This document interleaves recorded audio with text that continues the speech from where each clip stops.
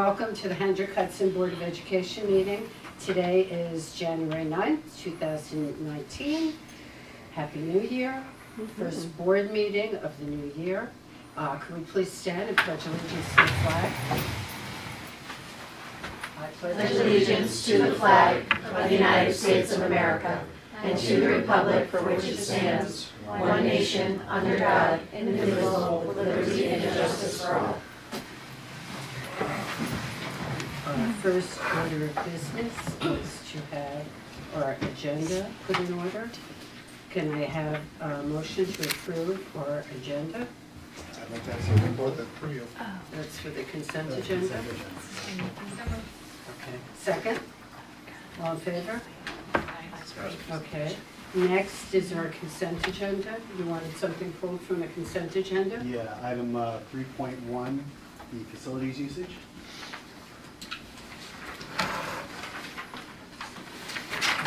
And could I please have a motion to approve the consent agenda on all items except 3.1?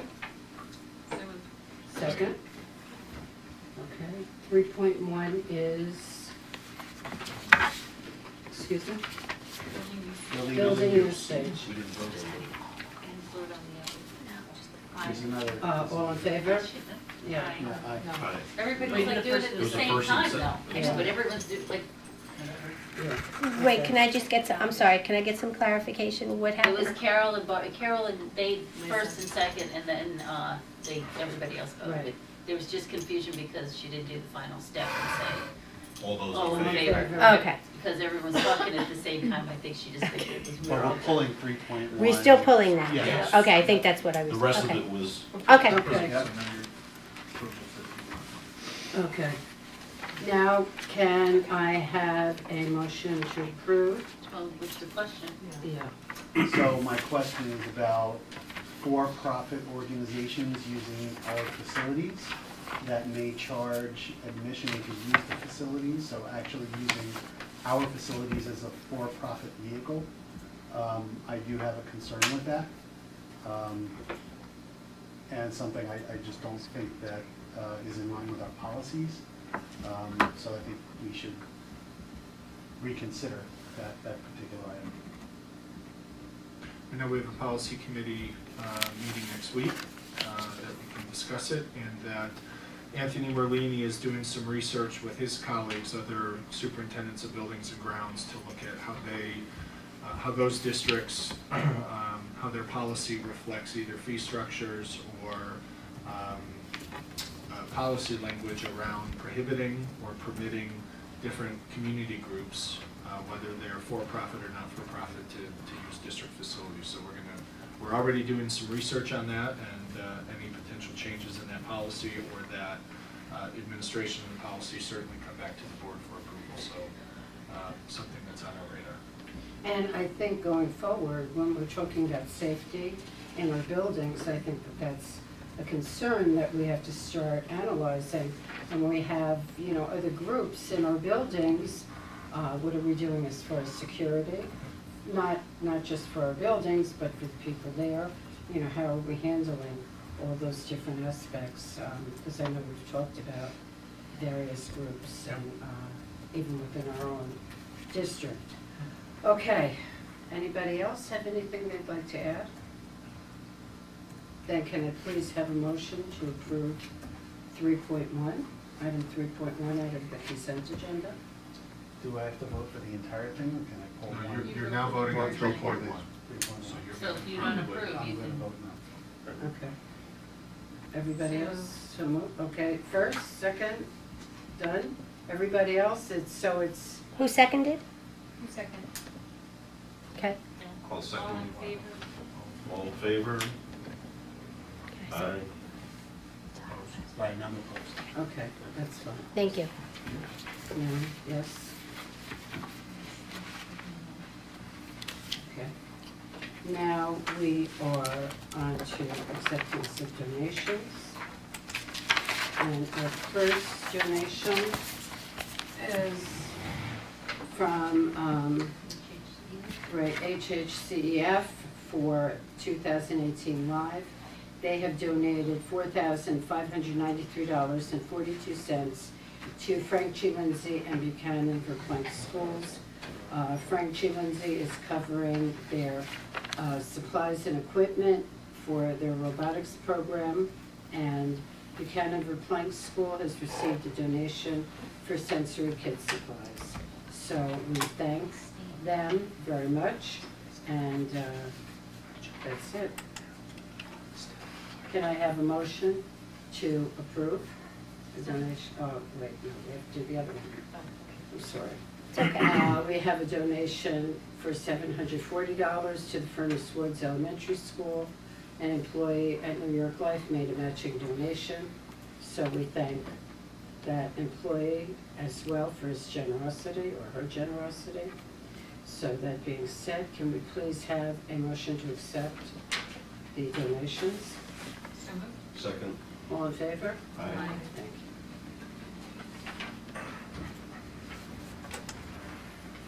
you. Okay, now we're up to audience comments.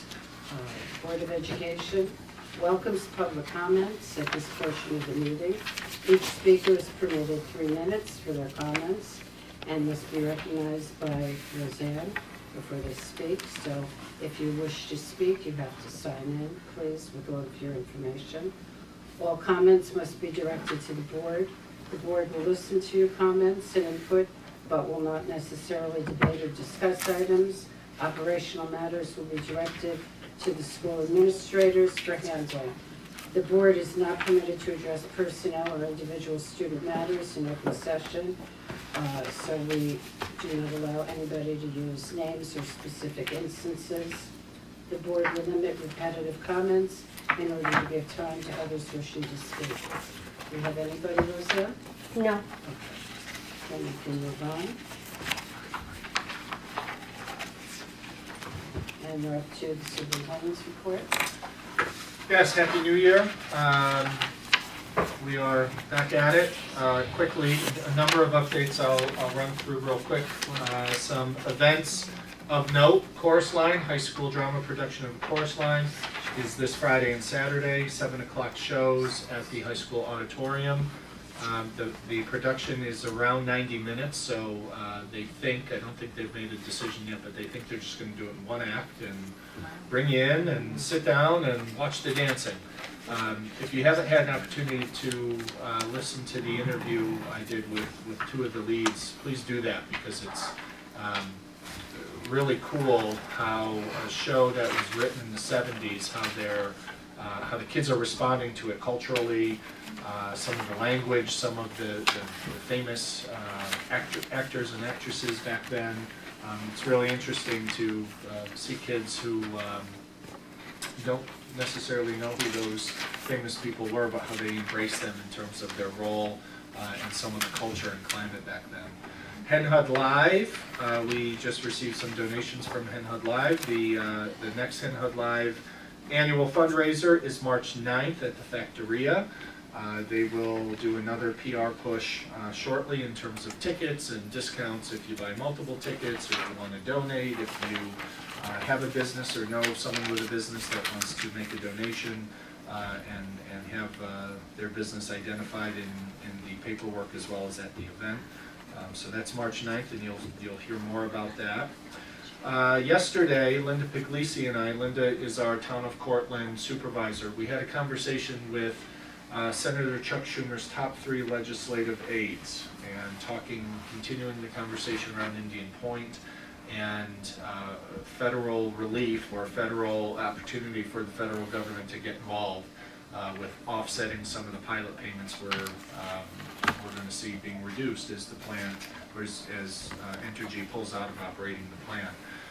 The good news is, from a policy standpoint, that Chuck Schumer and we spoke last month with Kirsten Gillibrand's office. They both know Nita Lowey very well, and they have worked with Nita Lowey quite a bit. Nita Lowey is now the chair of the Appropriations Committee on the House, so she will have some major power to wield. She is the one who proposed 5 bills last year that sit in the committee, all dealing with creating revenue opportunities for all of the taxing jurisdictions impacted with Indian Point. So All three of our most local federal representatives are aware of what we're dealing with. They're on the same page. And the politics of this is that power plant closures are not a blue state or a red state thing. In fact, the majority of the nuclear power plants that are still operated by Entergy are in red states. So we feel good that there could be some very legitimate federal legislation that is bipartisan, because energy and energy power plants and nuclear energy is not a Democrat or a Republican issue, it's a community issue. So both senators are in touch with Nita Lowey, so we hope to see some action as winter turns into spring. Speaking of Indian Point, I'm going to have my semi-annual interview with Don Dwyer. Don is a parent of ours, former Frank G. PTA co-president, and also a very active real estate agent. I've met with him about every 6 months since Indian Point has announced their closure, so he and I are talking on Friday, and he's bringing new real estate data to talk about the housing market and trends and all of those sort of things. So my past 3 conversations with Don have gone very well and have been very engaging, and the short of it is that the housing market, I don't know what data he'll present on Friday, but over the last 2 years since Indian Point announced their closure, the housing market in our district has been the hottest it's been in 10 years. Dumb luck, strategy, you name it, houses are selling. They're selling closer to asking price. Houses that go in the contract have a greater percentage of going to close. And that's a good thing, because the last thing any community wants is an oversaturated housing market where people appear to be trying to engage in a mass exodus. And what we know is that if supply is high, demand is low, and that drives prices down. So that interview will be posted maybe Friday afternoon or certainly next week. We received some very good news from the College Board. The College Board is the group that supervises and leads the Advanced Placement Program. And for a good long time, Margaret has been working with Jim Mackin and some folks at the high school and trying to seek approval for an Advanced Placement Humanities course. And the best way we can describe it is it's the humanities version of our science research program. Kids who are in our science research program learn with great specificity scientific method. They test various hypotheses. They work with renowned scientists in the region. They receive a lot of mentoring and coaching from the high school teachers. The AP Humanities program is that equivalent. It's the science equivalent of doing research, of the writing process, and essentially the capstone event or the capstone assessment for those kids is the equivalent to defending a dissertation. So that will give students who are not necessarily STEMmy or math and sciencey an opportunity to still have a lot of rigorous opportunity through English and social studies and the humanities. So that approval came right before Christmas. Margaret and I met with Jim earlier this week to talk about rollout. We do have to send some folks to get trained, but this is a very nice feather in our cap, because we do not know of any districts in Westchester County that have this program currently approved. So we're going to work through the implementation phase, but don't be surprised in the coming months if you see approval for this class to add another AP class to our repertoire. You know, I just want to say, it was so rewarding at our last board meeting when we had the students from the high school talking about the impact that being in research has had on their college, placements and things as such. But I think also to be giving this opportunity for children in the language arts area or social studies is going to be such a plus for them and enhance their college experience as well. And, thank you for being able to establish this program in our district. I mean, it's wonderful that, we're a start of our program, and that's, thanks to you, so thank you very much. And Jim also. And Jim, yes, We discussed it quite a bit And- over the past year or Yep, two. absolutely, so thank you to you and Jim and everybody else who has had a part in this. Can I add, Yeah. sneak something in there? Sure. In addition to that, the high school this year will for the first time offer the Seal of Biliteracy for our graduating students. That is a distinguished piece added on to their transcripts as they apply to colleges, and it signifies that they are deemed to be proficient in both English and a second language.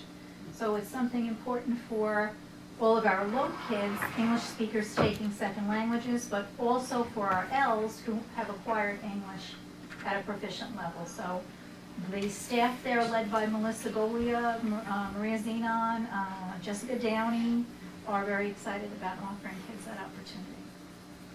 Thank you. So, Switching gears to our capital project, we have begun phase 2 of our capital project. And the best way to describe phase 2 is everything except the turf field and the maintenance building. So, No, of the security. and the security, I'm sorry, yes. So we're talking about classroom spaces, science and lab spaces, science and technology lab spaces, auditoriums, and then a lot of the nuts and bolts of what we need to, take care of in our homes. HVAC, lighting, so plumbing, those sort of things. So we have begun the design phase. We're going to reconvene the facilities committee shortly. Once they start putting together some opportunities and slides for us to look at. We've had teams who have gone on visits to various high schools in the region who have gone through major renovations in their auditoriums, as well as large group instructional spaces, science labs, technology labs. So they are off identifying some schematics and what the space will look like. And once we have some of those schematics, we'll get the committee together and then re-engage the board with some options that we have. So that's very exciting. I gave you our little palm card. This is our updated infograph. Our infograph began as an advocacy tool as Indian Point announced its closure, so we could tell our story, who we are and what we're about. So these are just a few snippets of what's happening in our schools K through 12. All very specific data sets that we should be very proud of.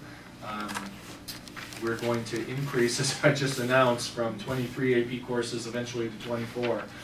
But this is an annual document that we revisit each year.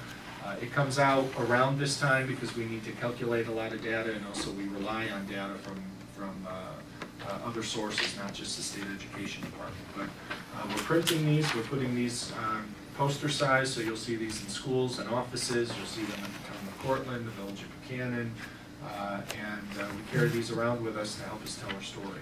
Is there any way that we could mail these out? I'm just thinking, we have a large amount of people in our district that don't have children, Yeah, you know, well- in our schools, and I know I have people coming up to me and saying, we know that they're wonderful schools, we know that there's wonderful things going on, but where is it printed? Where Yeah, is it, so two things. We're working on a communication, as we did for each of the last 2 years, a separate mailer communication to families that no longer have kids. So Mary Pat will be hearing from us. And those stories and the focus of that communication is really around return on investment. Certainly all the great things happening in the schools, but we've highlighted in the past the financial impact of the solar panels. We've highlighted in the past why investing in our facilities is important for your property value, even though you may not have kids or grandkids that go to school. So we're building that communication, and this is embedded in it. This is an embedded graphic in that communication. And we also use this when we send out our annual budget newsletter that goes to everybody. We've also had conversations with Valeria about giving them a lot of this promotional information so they can share with their families and residents, because Valeria was very strategic in the layout and the design of their condos and townhomes. They can't restrict families with kids, but the way the layout is not very kid-friendly. For example, with a master suite on the first floor and your kids staying upstairs, that's not always conducive. So we have sent them this information. What's that? That's my house. Yeah, well, okay, maybe I'm out of touch. Is there a door where you can lock it? Exactly. Well, all right, I'm wrong. Terrible. However, of all of the many existing units and new units at Valeria, we have less than 10 kids that live there that attend our school. So certainly that is the target audience that we try to talk to around return on investment. So yes, you'll start to see these and pop up in a lot of places. Yeah, I just think it's important because a lot of people are saying, you know, they watch the TV and they get a lot of their information on the TV, Yep. and where are we like selling Yep, ourselves? you and it's know? also embedded on our homepage, so when you go right to Henhood Schools, it's right on the right side, front and center. Don't we so- have them at the People that library don't too? have Don't go to the kids in website, school, sure. You know, are not gonna go to The the library. website. And I think that's one of what we realize is one of the unintended consequences of seniors get them when too. schools or businesses or everyone became digital, because it's cheaper and quicker, you lose that high-touch environment. So we don't have a way of getting in touch with residents who no longer have kids because they're not coming to school to register, to give us their email or so on and so forth. You know, I was gonna give Mary Pat a phone call yesterday when we had a 2-hour delay, just out of, you know, this is the first time in what? How many years? 20 years, no kids.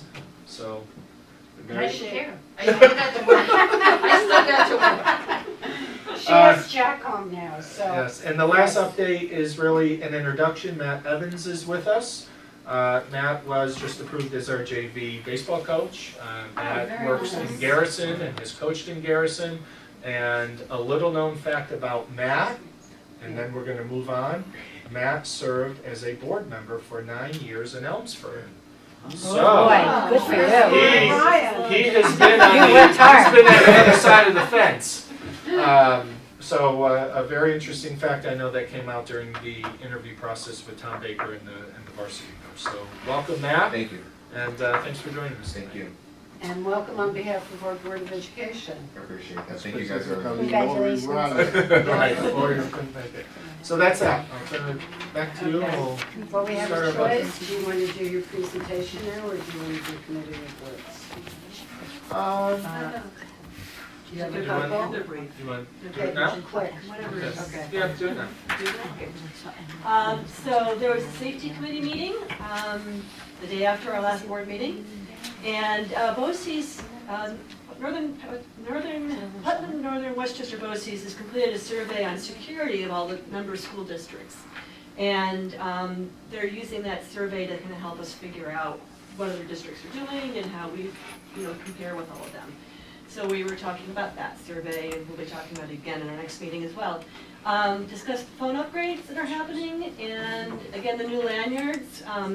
I've actually gotten to use these before. They're really cool, I think. That, there's red when you're a visitor, blue if you're a staff member or somebody who's been approved by the district, and then there's other colors to signify the level of approval or just security that you've been cleared for. And it's just nice. It's a very visual way of seeing who you are, and you have to sign in the lanyard and sign it out, and they take your photo ID and make sure anyway, it's very nice. I think it's all very good. BVPTA had their meeting on Monday night. They've had several successful fundraisers. They're planning a talent show for February 4th, which I'm sure will be really wonderful. And they're donating their funds raised to charity, which I think is really cool for a talent show. They also had a discussion on the science fair for this year as well. And then the last little piece of information, West Putt is having their legislative advocacy meeting on Thursday night. I'm attending. Ulstroff and Associates, which is the government relations firm that's been hired by the Lower Hudson Education Coalition, was speaking. They're helping us with advocacy for our area, is basically what and so it'll be interesting to see. They're going to be talking specifically about the new dynamics in Albany and prospects for public education legislation in the coming year. Thank you. And we have a safety committee meeting again on Thursday. Yeah. So, thank you, Lisa, for attending everything. Now, Okay, we're good. up to our presentation. So, this presentation tonight officially kicks off budget season. So Enrique is here with a lot of different details and analysis of district finances, as well as assumptions around state aid and expenses and revenues. So this is our 30,000-foot overview. Where we go from here in subsequent meetings is we analyze budget recommendations by department. So at some point, I don't have the calendar in front of me, but Lisa will present the PPS budget, Tom Baker will talk athletics, transportation, facilities, instruction, yada, yada, yada. So tonight is the official kickoff, and I'll turn it over to Enrique. Hi everyone, good evening. First of all, let me tell you that I've been doing this in this district for 11 years. And since my first year, I put pictures of students, and I can tell you that they get better and better. And you can see it here, like that you don't fall asleep in my presentation. You can actually try to, you try to stay awake to see the next picture. So that's my strategy. Anyway, we can start with that strategy. Beautiful picture.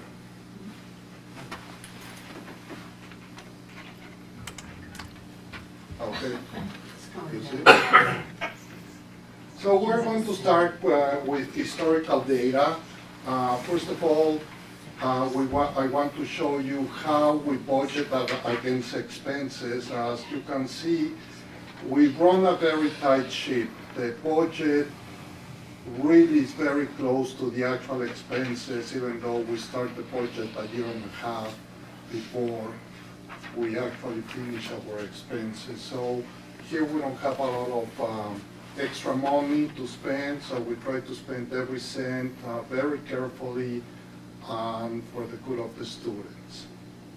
Then you can see budget against tax levy, the changes.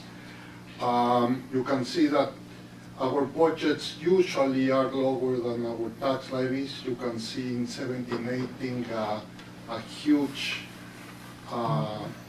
burp, and that's because we had to move the $2.2 million of the repair reserve through the budget. But if you take out that $2.2 million, that year also would have been our budget a lot lower than our tax levy. You talk about 2015, 16? The big one. Sir. Okay, so. 17, 18. You see the 17, 18 Right, there. there's a $2 million. So what happened in 2015, 16 that the budget was so much higher than the actual? You're talking the one at the top or the one at the bottom? So the budget in blue, so the one at the top, the budget was around a little over 74 million.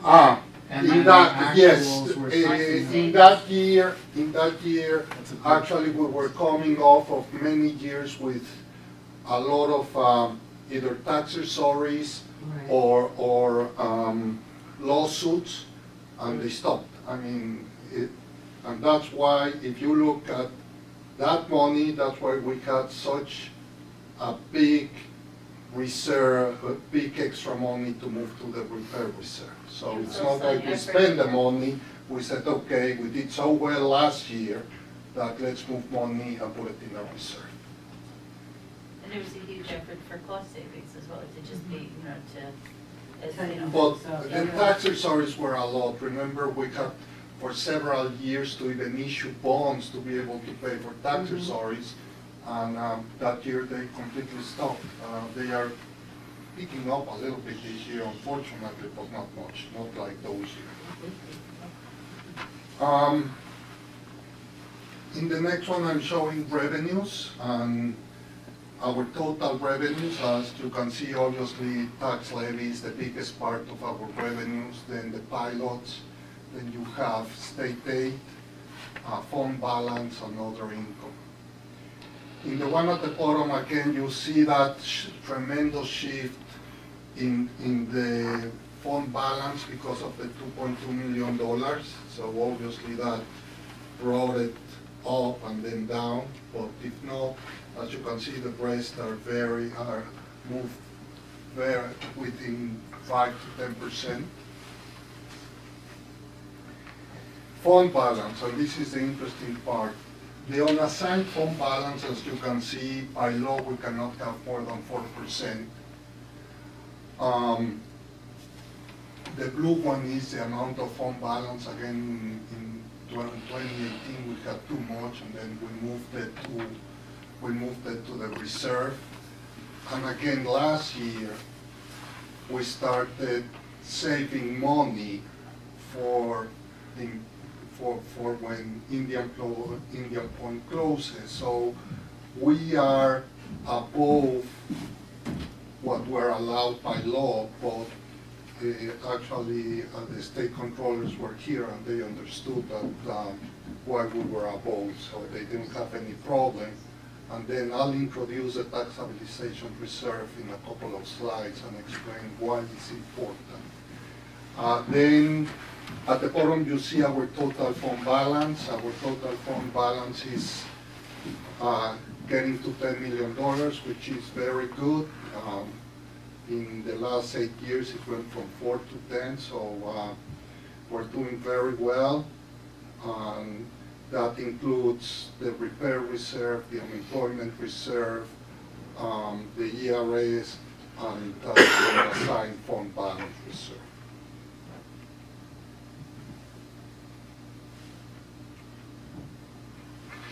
Now let's move to the tax cap. As you know, the tax cap started in 2012.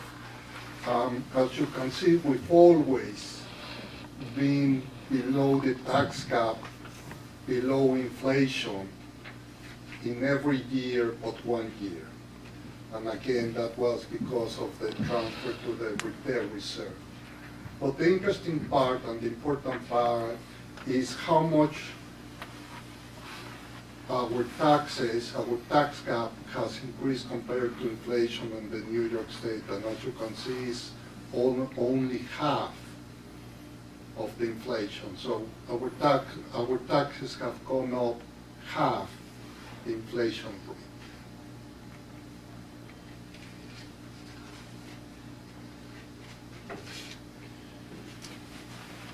And here are also good news. As you can see, our assessed valuation was going down, and this is because of all the tax surcease. All of you, like me, like everyone, the value of our houses went down after the financial crisis, so we all went and said, charge me less taxes. So our assessed value went down substantially. Still is $500,000 less than in 2012, but it has been going up over time, so that's a good news. On the bottom left, you can see by town. The blue one is town of Portland, the red one is city of Peekskill, and you can see the problem is that assessed valuations in the city of Peekskill went down substantially over a couple of years, and now again they are going up little by little in both the town and the city. And finally, it's just to show you town of Portland represent, and it's been very steady, about 87% of our total assessed value, and city of Peekskill 13%. Tax rates. This looks like huge movements, but really are movements of -2, -1%, and as you can see at the bottom, the town of Portland from 2012 to 2020, the total tax rate increase has been about 9%, while for Peekskill has been 4.5%. So very good compared to other districts and inflation. I like this picture very much. Now I'm going to introduce the tax stabilization reserve. It's important because that's going to help us on dealing with Indian Point closure. So to start with it was approved on the 2018 budget proposal from the governor.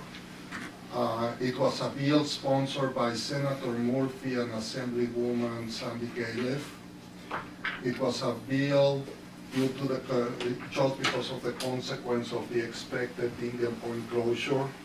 It's only for us, the town of Portland or the other jurisdictions that are affected also, do not have it.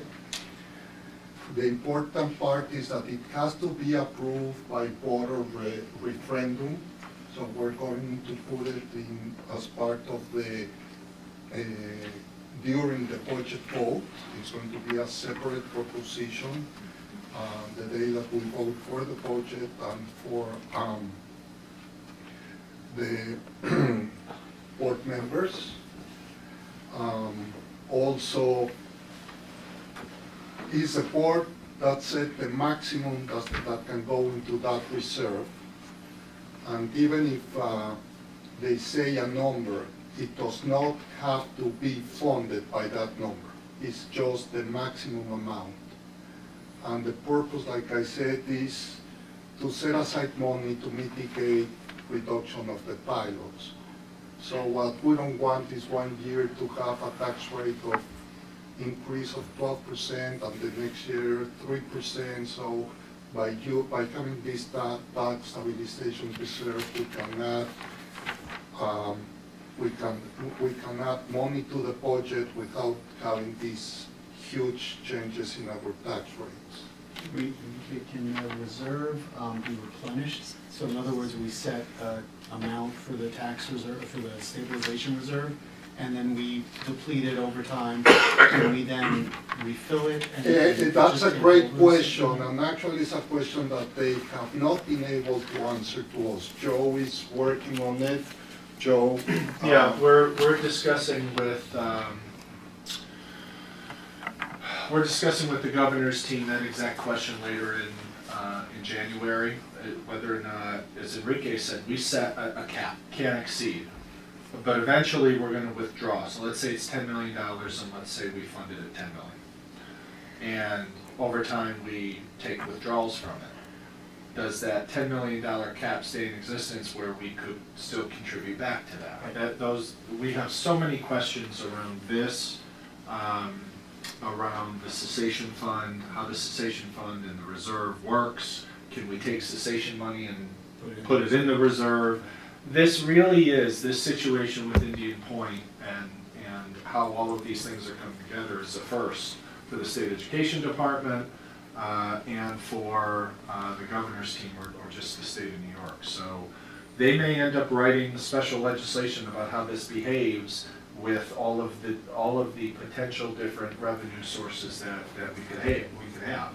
The cessation fund, one, any sort of federal assistance, another, because right now the district receives federal money, but it's Title I, Title IIA, or Title II, 3, 4. Those monies are allocated from Washington based on different criteria that they set.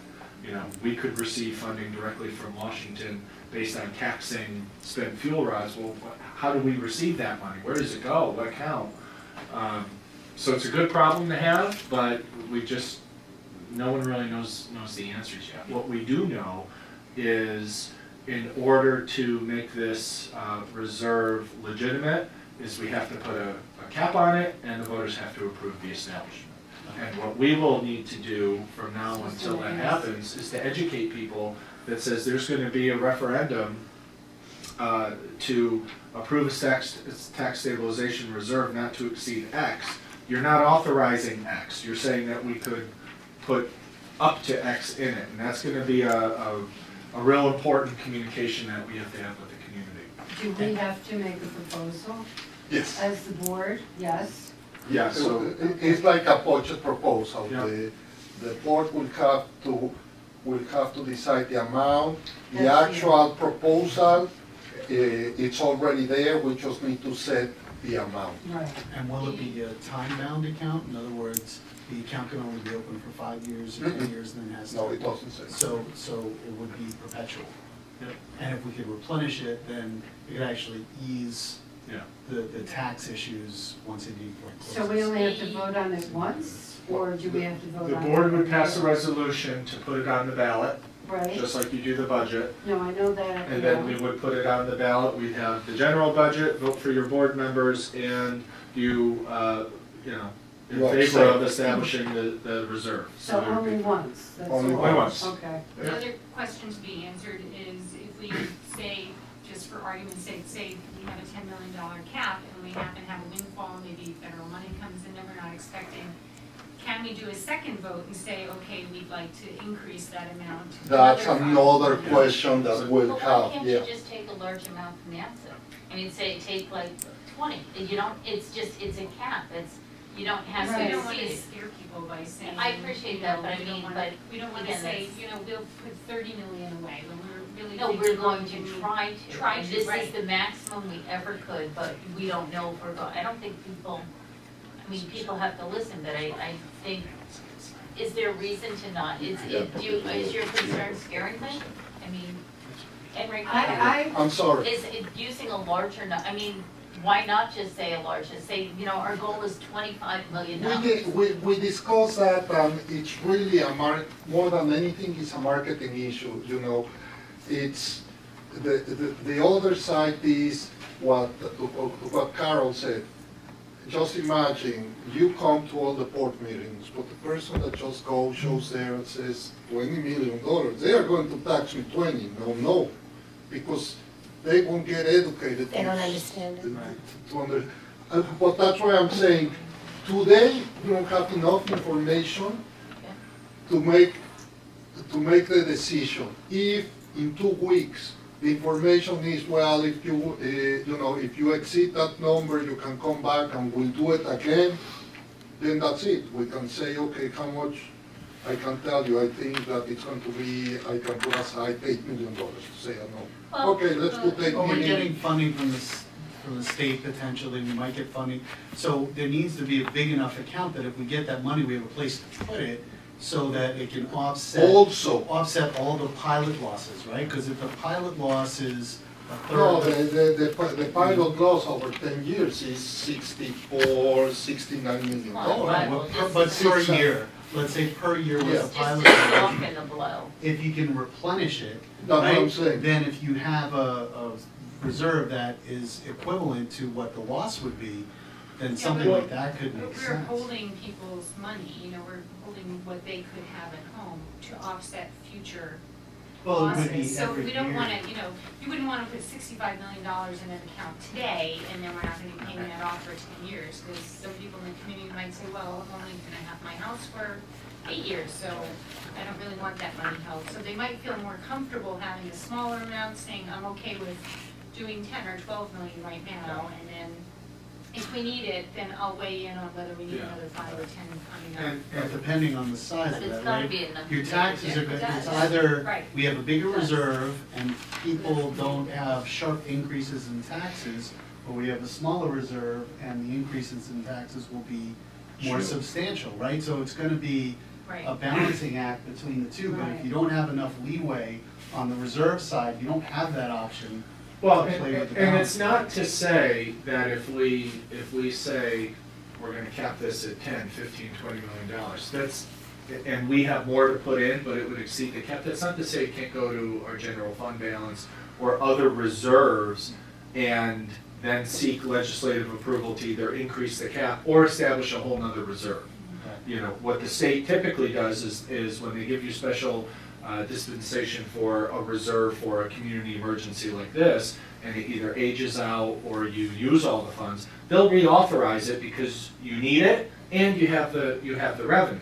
I mean, the worst thing that could happen is if we receive an influx of state money, federal money, you name it money, and it's gotta go somewhere and can't go here, we just drive it to fund balance, and the auditors or the controller will say, gee, you have more than a 4% fund balance, and we say, yeah, we know, because A, we need it, and, you know, the constraints around this tax stabilization reserve are such that we can't put it in there, so we leave it in our, you know, checking account instead of the savings account. Has this happened, I mean, where's this happened before? Is this, No are one we can talking identify- uncharted here? No one can identify a district that's dealt with this sort of potential revenue loss from tax entity. And I Because think- the lot in our, It's happened, it's just a question of not. I don't think it's happened in Sure it this, has. in Other this state. Yes, other places have closed down. The folks we've talked to have not worked with a district who has been approved for a tax stabilization reserve, power plant cessation fund, or existing revenue will still get from the plan. But I mean, sadly, all of upstate is littered with, you know, towns and municipalities that were once far more thriving. Mhm. And now it's, you know, they've had a loss of GE, or they've had a loss of, you know, companies that have left, you know, whatever. It's never been, this sort of action has not been taken. Not through a reserve. Okay. And I think whatever we do, we have an obligation to educate the public. So I think we have to start planning that we'll go out, you know, and talk to PTAs and our senior citizen groups and. And remember, this was on our radar a year ago. Right. But this, plus the budget, potential capital project, plus transportation bond, we said there's too much, we don't want to confuse people, we want to focus their attention on pass the budget, invest in our facilities, and then we would re-up this. So certain groups will hear this for a second time, and certain groups will hear it for the first. For example, when we went and did the tour with the seniors, we talked about this. We talked about the potentiality of you approving this reserve, which just gives us the opportunity to put money in it. But is it really that complicated? It's a savings account. It's not complicated. I think it's optics. I think when people, you know, vote and they see a whole lot, or they see things that they're not used to seeing. Or they say, oh my God, they have that $25 million, why are they raising our taxes? That's right. Why are they? And one very, very important message around this, and this came out in a PTA conversation last year, is there may not be agreement in how we fund this. You know, I had conversations with PTA folks to say, okay, we know we need the money in 2023. So overtax us now, put it in the bank, and we'll use it in 2023. That sounds like not a half bad idea. Yet, not everyone who is going to be taxed higher now will be here in 2023. And that is a very legitimate concern to say, I see what you're doing. You're overtaxing and underspending so you can take care of a community that I might not be a part of later on. And that is a legit issue. At the same time, while there's that side of that statement, it's also, okay, it's like if you, as a homeowner, have a bonus going with the house of an extra 100,000, you buy this house, you get 100,000. Oh, there's Your school district has an extra savings built into it, so you're buying a house in this neighborhood, you're also buying into that asset of the reserve fund. And it So mitigates it's their concerns. right, so it's adding value, even though It- they're not gonna be here for it. It It's may adding not be a value when they sell one-to-one it. relationship. You're right. Look, we've been talking about Indian Point to say, with prospective families, that whatever your position is on nuclear power, that will be mitigated at some point. No, but And- it's the financial thing, oh my God, what's gonna happen to Well- my taxes? You can sit here and say, that's fine, but there is this tax That's stabilization. So it's like, yes, you're putting it in, it's almost like, to a certain extent, an investment, if you're not going to be here. You're right. So, and again, remember, this is our next year, the budget we're talking about, is the last year with the full Indian Point. So that tax stabilization, the money that is coming out of today's homeowners will be only whatever we can put aside this year and next year. And the rest is in case we get federal money and state money. So it's really, that's what I'm saying. If I have the time to explain it, you're not everyone, getting I it can done. put $100 million and no one will say no. But the problem is, I don't have time to explain it, or no one has the time to hear me explain it when they go to vote. And that's a consideration. since we're trailblazing this kind of points out how proactive our administrators have been in really trying to get ahead of this situation in the board. We've been talking about this for a long time, so thank you very much. I'd like to congratulate everybody on that. Thank you. So Thank you for bringing that up. now let's go to the good news, our budget for next year.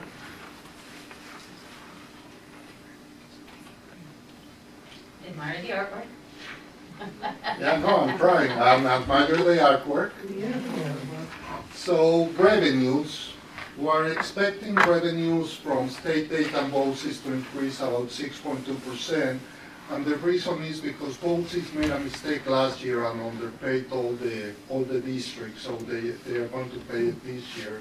So that will bring it to 6.2. Other income will increase about 3%. And that's due to our additional student for our ABC program. So when Lisa tells you that their budget is going up, it doesn't matter because there's revenue coming on the other side. So thank you, Lisa. Sales tax and transfers will increase slightly, about 1%. Our pilots will increase $550,000. So look at that because it's the last time that we say increase. And that's because Entergy will increase at $482,000 and the Wesco pilots will increase about $71,000, and that's because of our agreement with the city of Peekskill and the Peekskill School District back in 2011. Fund balance will decrease $856,000.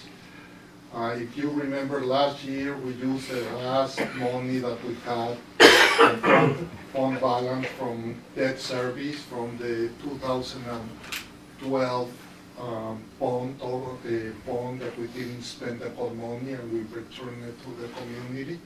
That's the way we return it to the community. And then the assigned fund balance, last year we used $2 million. This year we expect to use only 1.4. Our revenue projections, again, you can see it here on a more clearly way. You can see tax levy, it represents about 38%, then pilot, then state aid, and then other income, fund balance. Expenditures.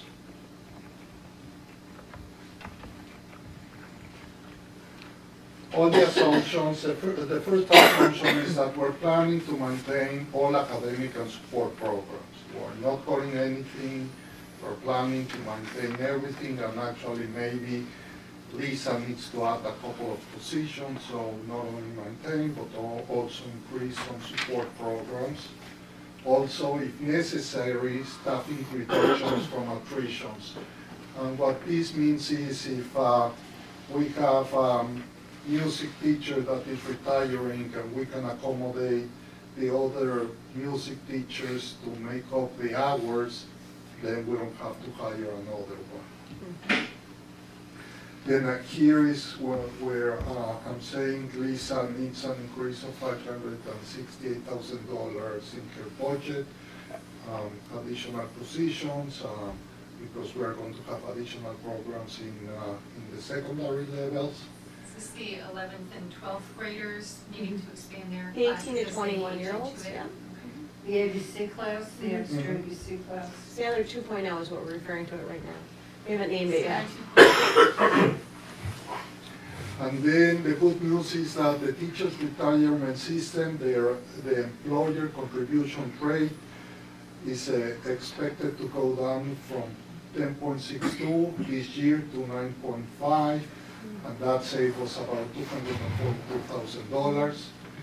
Then, as we mentioned all last year for our capital project, we're starting to see some of our bonds mature. The interest expense is going down by $824,000.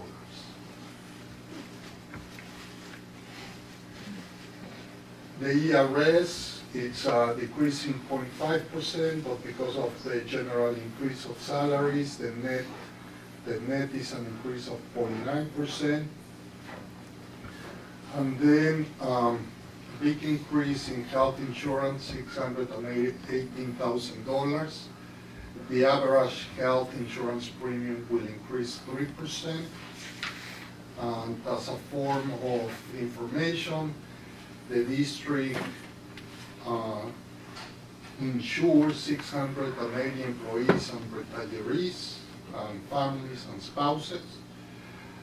333 retirees get Medicaid Part B, and 164 employees get a PAC.